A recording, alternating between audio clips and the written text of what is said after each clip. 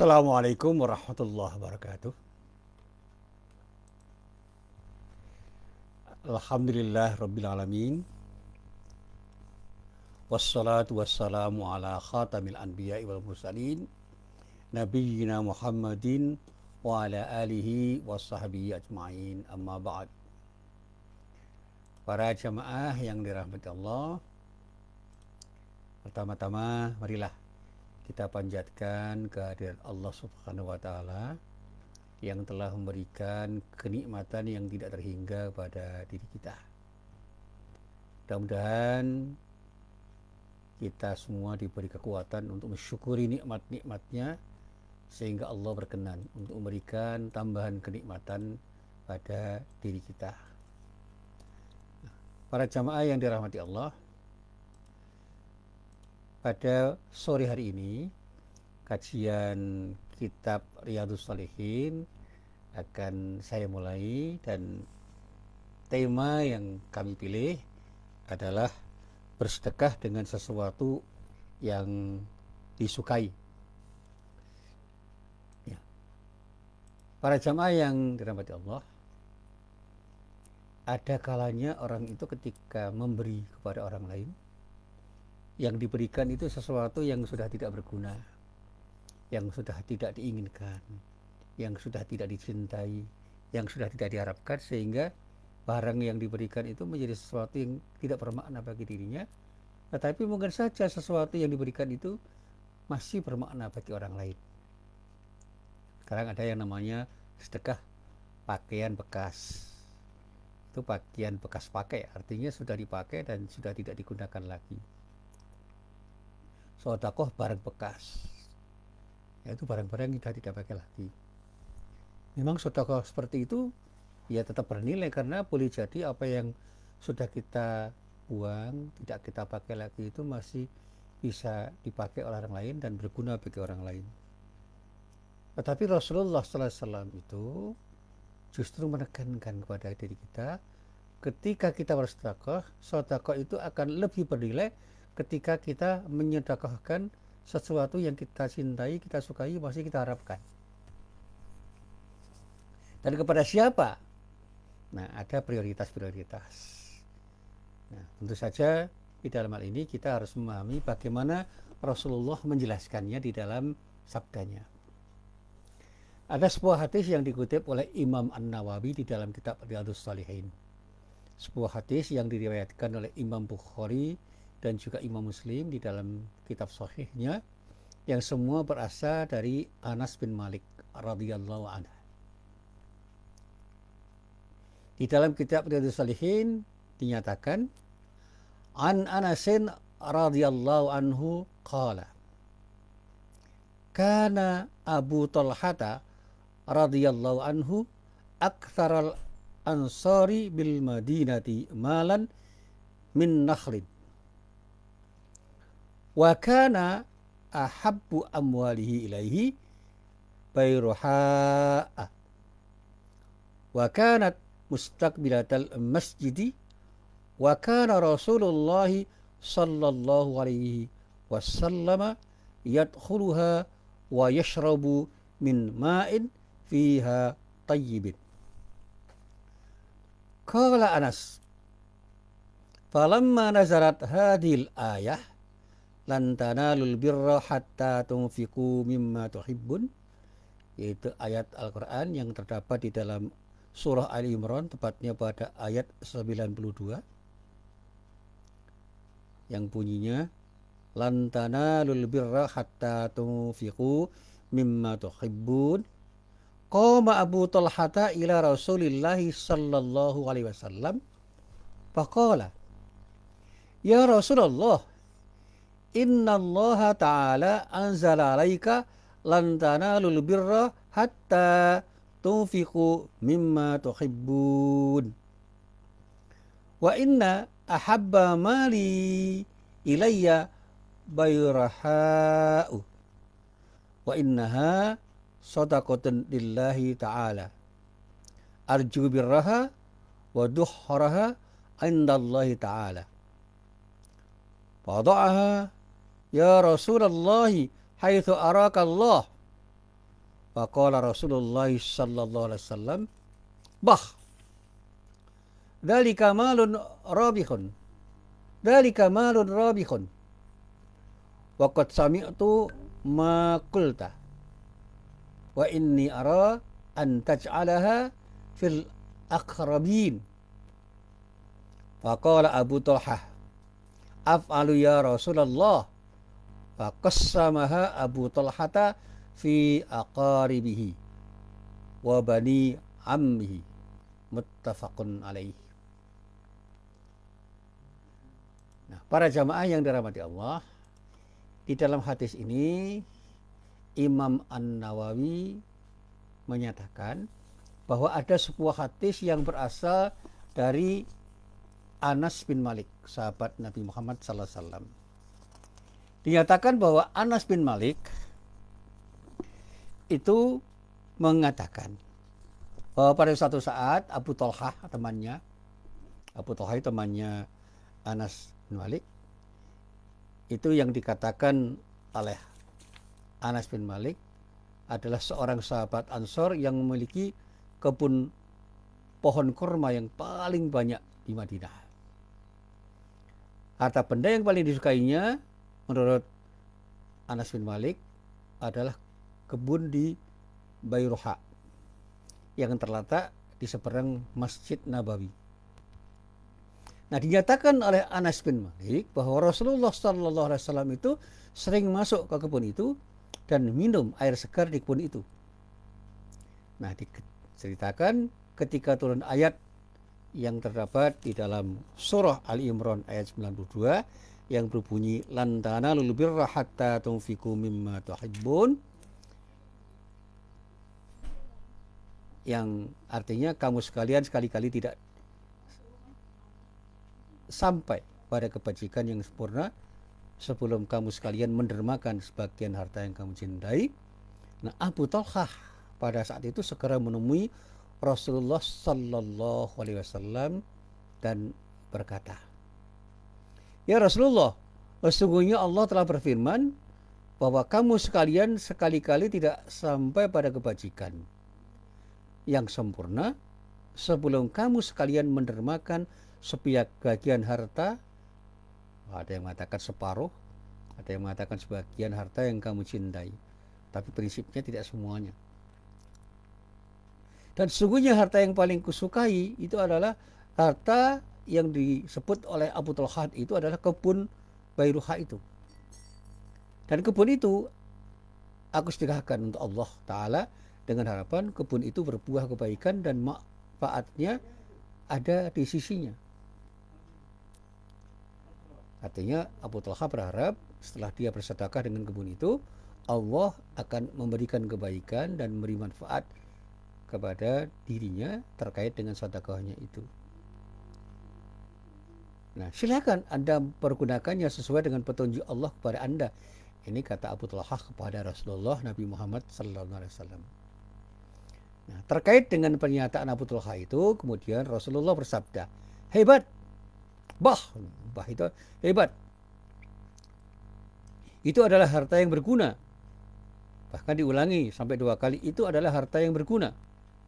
Aku sudah mendengar apa yang kau katakan dan menurutku sebaiknya kebun itu kau berikan kepada para sanak kerabatmu. Kemudian Abu Talhah menyatakan, ya baiklah ya Rasulullah, semua saranmu akan saya laksanakan. Nah, kemudian diceritakan oleh Anas bin Malik bahwa Abu Talhah membagi-bagikan kebun itu untuk sanak kerabatnya dan saudara-saudara sepupunya. Nah, para jamaah yang dirahmati Allah, di dalam hadis ini Rasulullah memberi saran kepada Abu Talhah, sementara Abu Talhah itu mendengar saran Rasulullah. Apa yang bisa kita fahami dari hadis ini? Yang pertama, Rasulullah itu adalah orang yang betul-betul selalu memperhatikan umatnya. Bahkan Rasulullah sering datang ke kebun yang dimiliki oleh Abu Talhah. Untuk sekedar apa? Untuk sekedar masuk di kebun itu. dan kemudian minum air segar di kebun itu. Jadi kalau dalam bahasa kita sehari-hari, Rasulullah itu bertandang, bukan belusuan, bertandang untuk datang ke tempat yang disebut kebun di Bayruha yang dimiliki oleh Abu Talha. Rasulullah sering masuk ke kebun itu dan minum air segar di kebun itu. Dan berkali-kali Rasulullah itu diperhatikan oleh Abu Talha, sering datang ke kebun itu, dan tentu saja Abu Talha sebagai orang yang menjadi pengikut Rasulullah sangat senang. Artinya ada komunikasi yang dibuat, disambung atau diciptakan oleh Rasulullah. Sebagai seorang pemimpin, dia selalu menyapa rakyatnya, dan rakyat yang disapa pun senang. Nah, ini contoh yang terbaik. Kalau kita menjadi pemimpin, jadilah pemimpin yang mau menyapa rakyat. Jangan menunggu rakyat sowan pada pemimpin. Itu sikap yang kurang tepat. Jadi pemimpin itu menyambangi, menemui rakyat, bukan memanggil rakyat atau bahkan membebani rakyat. Apalagi menakut-nakuti rakyat, apalagi mendolimi rakyat. Itu tentu saja sebuah sikap yang sangat tidak baik. Rasulullah itu adalah seorang pemimpin yang betul-betul bersikap ramah pada rakyatnya, dan bahkan sering bertandang ke tempat Abu Talha untuk menunjukkan dia itu ingin membangun komunikasi yang baik dengan umatnya. Dan tentu saja Abu Talha pun senang. Dan ini contoh akhlak yang baik seorang pemimpin yang bisa kita contoh.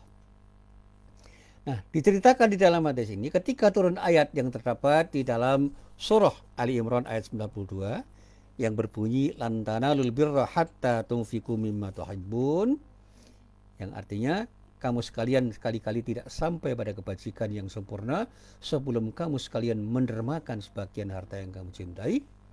Abu Talhah pun segera menemui Rasulullah sallallahu alaihi wasallam dan menyatakan kepada beliau. Apa pernyataan Abu Talhah kepada Rasulullah? Abu Talhah menyatakan begini, ya Rasulullah, sesungguhnya Allah telah berfirman di dalam salah satu ayat Al-Quran yang isinya adalah kamu sekalian sekali-kali tidak sampai pada kebajikan yang sempurna sebelum kamu sekalian mendermakan sebagian harta yang kamu cintai. Dan sesungguhnya harta yang paling aku cintai adalah kebun Bayruha.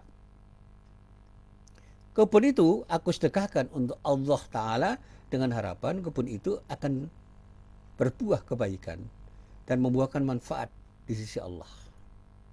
Silakan Anda pergunakan kebun itu sesuai dengan petunjuk Allah kepada Anda.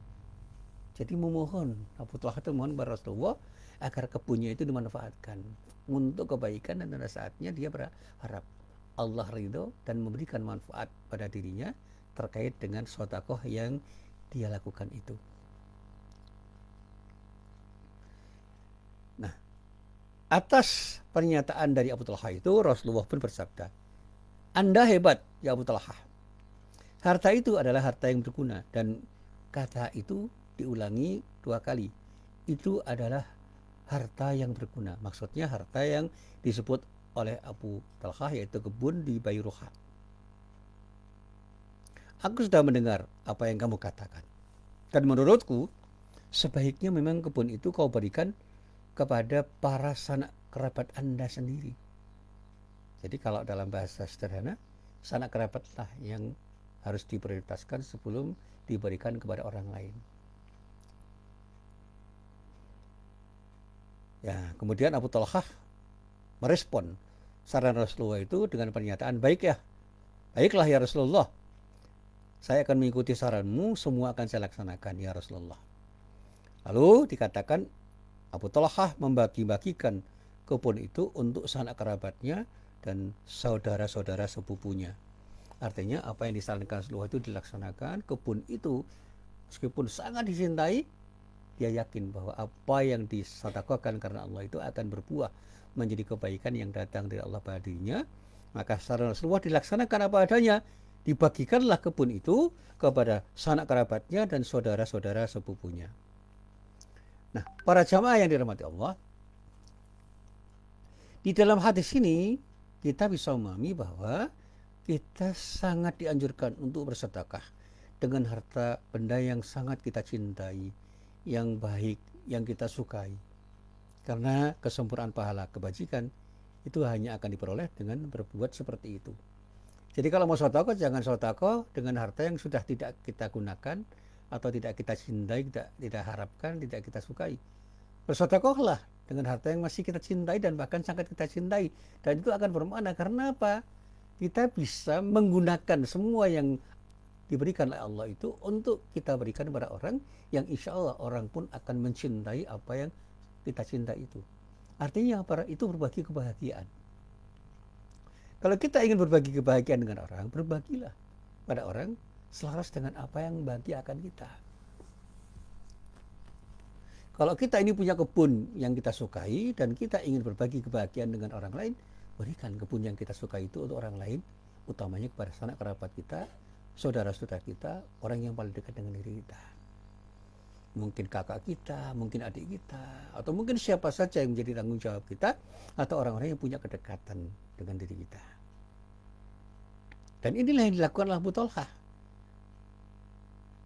Hadis ini kemudian dinyatakan sebagai sebuah hadis yang mengisyaratkan betapa apa yang dilakukan Abu Thalhah itu adalah sesuatu yang harus kita kerjakan ketika kita punya keinginan untuk mendapatkan kemuliaan dari Allah. Bagaimana keutamaan sahabat Abu Thalhah ketika dia bergegas untuk melaksanakan perintah Allah dan sangat ingin meraih derajat kesempurnaan yang paling tinggi dengan sedekahnya? Harta yang berupa kebun di Bayruha itulah yang disedekahkan, padahal kebun itu adalah kebun yang sangat dicintainya. Tetapi karena dia ingin mendapatkan yang lebih baik nilainya di hadapan Allah, maka dia sedekahkan, dia dermakan, dia berikan kepada orang lain. Jadi ridha Allah, cinta Allah itu jauh lebih bernilai daripada seluruh harta yang kita cintai. Dan sekarang kita tanya kepada diri kita, sudahkah kita punya semangat seperti semangat Abu Thalhah? Ketika kita ingin memberi kepada orang lain, sudahkah kita ingin memberikan sesuatu yang terbaik yang masih kita cintai untuk orang lain, sehingga orang lain pun bisa merasakan kebahagiaan seperti kebahagiaan yang kita alami? Mungkin ya ilustrasinya gampang aja. Kita punya mobil dan mobil itu betul-betul kita cintai. Kita sedang senang-senangnya sama mobil yang kita kendarai itu. Tahu-tahu saudara kita itu sangat membutuhkan. Dan kita ditantang.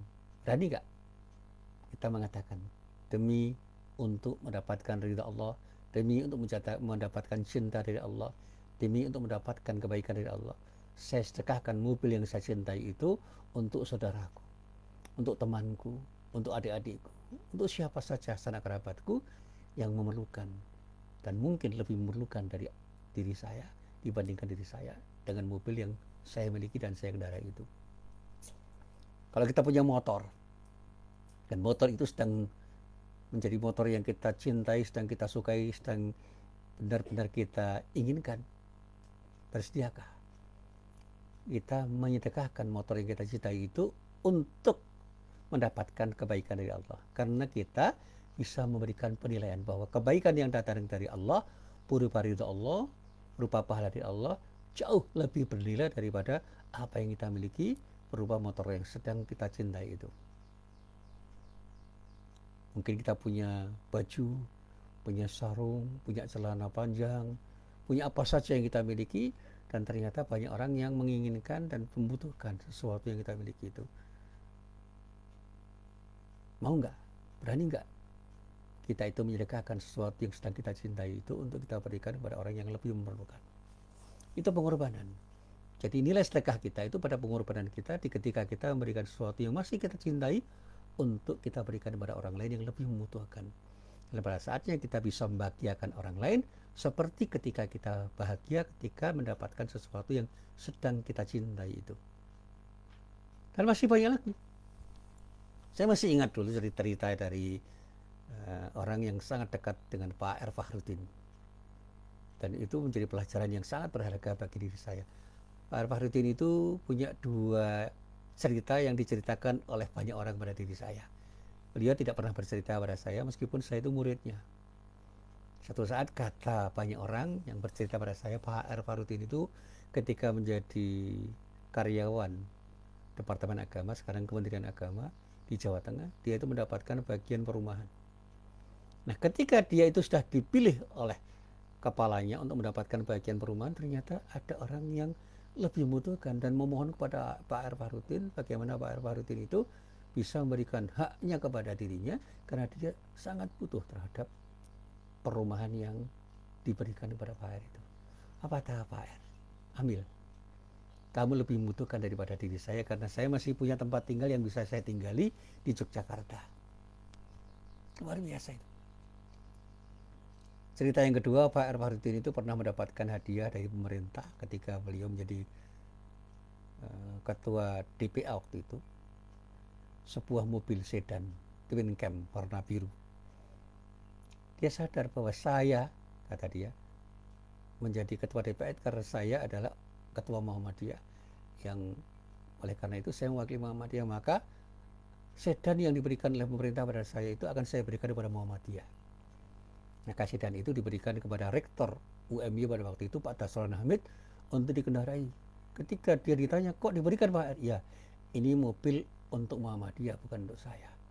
Saya cukup dengan motor saya atau dijemput orang yang mau menjemput diri saya ketika saya kemana-mana. Itu Pak R. Fahrudin. Nah, itu cara orang bersedekah. Nah, sudahkah kita memiliki kemauan dan keberanian untuk bersedekah, memberikan sesuatu yang kita cintai kepada orang lain, sehingga orang lain yang kita beri itu bisa merasakan kebahagiaan seperti kebahagiaan yang pernah kita rasakan dengan harta yang kita cintai itu. Dan ini dilakukan oleh Abu Talhah, sahabat Rasulullah SAW. Kemudian ada pelajaran yang lain. Orang-orang yang berilmu itu adalah orang yang punya peluang untuk dimuliakan oleh masyarakat. Dan ketika orang yang berilmu itu dimuliakan oleh masyarakat, hendaklah dia menjadi orang yang betul-betul bisa membangun kepercayaan.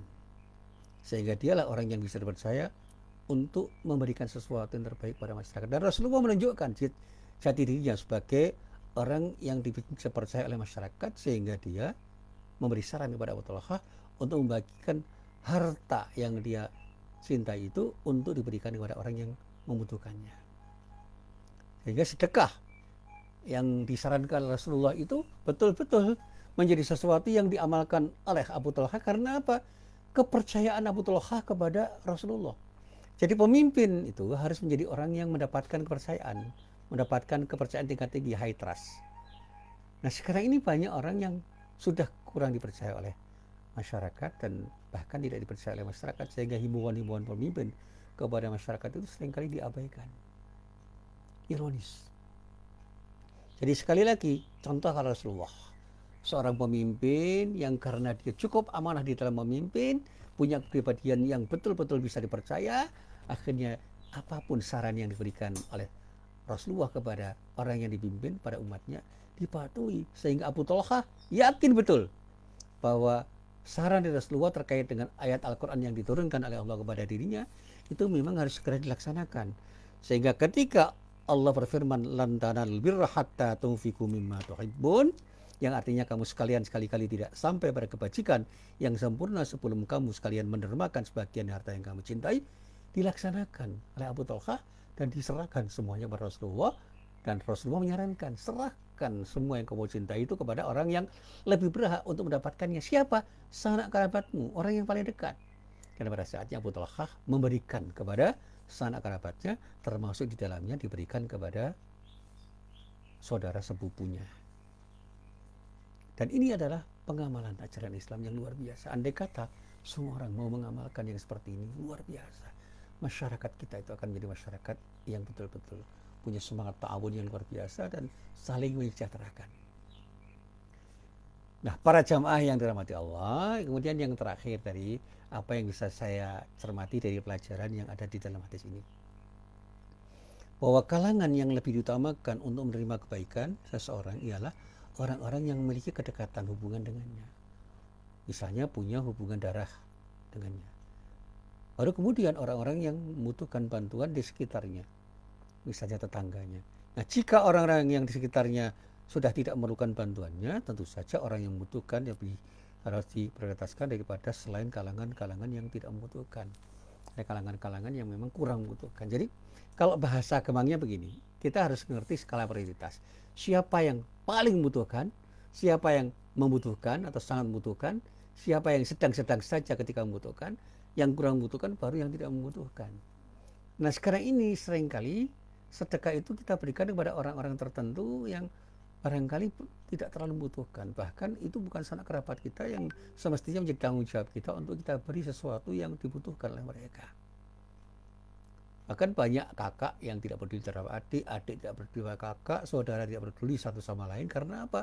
Karena dia lebih senang untuk memberikan kepada orang-orang yang dia cintai, meskipun sanak saudaranya itu masih dalam keadaan kekurangan. Jadi sekali lagi, ketika kita punya sesuatu, berikan sesuatu itu kepada sanak kerabat kita atau orang-orang yang betul-betul membutuhkan uluran tangan kita itu. Tidak hanya dalam bentuk uang, tapi bantuan apapun yang mereka butuhkan. Yang kita sendiri sebenarnya masih punya keengganan untuk memberikan karena kita masih butuh. Suatu saat mungkin kita itu masih butuh buku, sesuatu yang kita butuhkan untuk kita baca, tetapi ada orang yang lebih membutuhkannya, pinjamkan. Mungkin kita punya laptop, kita sedang membutuhkan, tetapi kita bisa memberikan, meminjamkan sebentar kepada orang yang sangat membutuhkan, lebih membutuhkan daripada diri kita, pinjamkan. Dan masih banyak yang bisa kita pinjamkan tanpa harus mendolimi diri kita sendiri. Dan itulah nilai sedekah yang terbaik. Jadi sekali lagi, mari kita mulai untuk bersedekah dengan sesuatu yang masih kita cintai, masih kita sukai, masih kita senangi, agar orang lain pun bisa mendapatkan kebahagiaan seperti kebahagiaan yang kita alami ketika kita mendapatkan sesuatu yang tengah kita cintai, tengah kita miliki dan kita sukai, masih kita inginkan. Dan itulah sedekah yang lebih bernilai dibandingkan dengan sedekah-sedekah yang kita berikan ketika sesuatu yang kita sedekahkan itu bukan sesuatu yang sedang kita harapkan, kita inginkan, kita sukai, kita cintai, dan pada saatnya kita tidak pernah merasa kehilangan ketika bersedekah kepada siapapun ketika kita menyedekahkan sesuatu yang kita miliki itu. Tapi bukan berarti bersedekah dengan sesuatu yang tidak kita cintai atau kurang kita cintai itu tidak berpahala. Tidak, itu soal prioritas, soal nilai, soal keutamaan, ini soal fadilah. Jadi sah-sah saja orang-orang yang kita sedekah itu adalah orang-orang yang betul-betul kita inginkan untuk kita sedekahi, tapi ada skala prioritas dan kemudian kita coba untuk bisa memberikan yang terbaik kepada siapapun dengan sesuatu yang masih kita cintai, utamanya sanak kerabat kita yang memang menjadi tanggung jawab kita untuk kita berikan sesuatu yang bisa memberikan kebahagiaan pada diri mereka. Nah, para jamaah yang dirahmati Allah, inilah sedikit dari apa yang bisa saya sampaikan. Mudah-mudahan bermanfaat dan mari kita amalkan di dalam kehidupan kita sehari-hari. Billahi taufiq wal hidayah. Wassalamualaikum warahmatullahi wabarakatuh.